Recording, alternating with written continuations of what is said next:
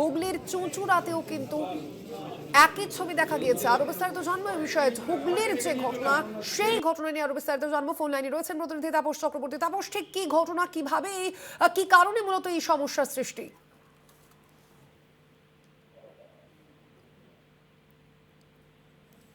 শুনতে পাচ্ছ তাপস?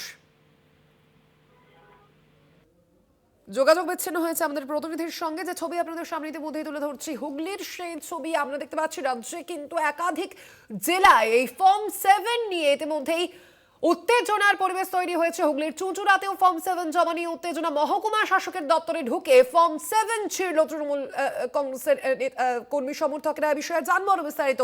ফোন লাইনে রয়েছেন প্রতিনিধি তাপস। তাপস, ঠিক কি ঘটনা, কি অভিযোগ সামনে আসছে, কি কারণে এই ফর্ম 7 ছিল তৃণমূল কংগ্রেসের কর্মী সমর্থকেরা?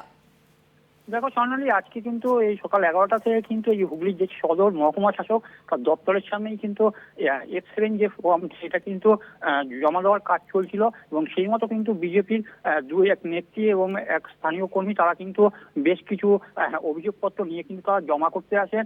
সেই সময় কিন্তু অভিযোগ ওঠে যে চুঁচুড়ার বিধায়ক অসিত মজুমদার তিনি কিন্তু তার দলবলকে নিয়ে কিন্তু এই এসডি অফিসে আসেন এবং সেখানে কিন্তু তাদের থেকে এই যে F7 যে ফর্ম সেগুলো কিন্তু নিয়ে ছিঁড়ে ফেলে মাটিতে ফেলে দেয়।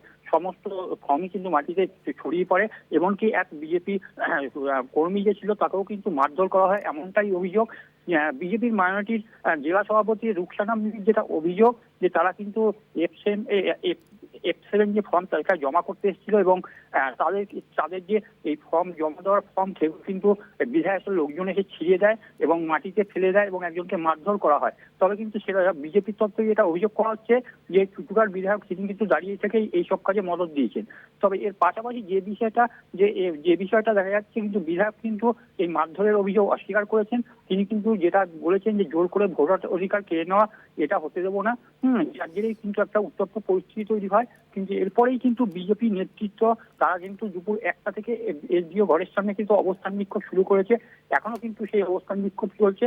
তাদের দাবি যে অবিলম্বে বিজেপি বিধায়ক অসিত মজুমদারকে গ্রেপ্তার করতে হবে। স্বর্ণালী, ধন্যবাদ। তোমায় আমরা কথা বলছিলাম। ফোন লাইনে ছিলেন প্রতিনিধি তাপস চক্রবর্তী।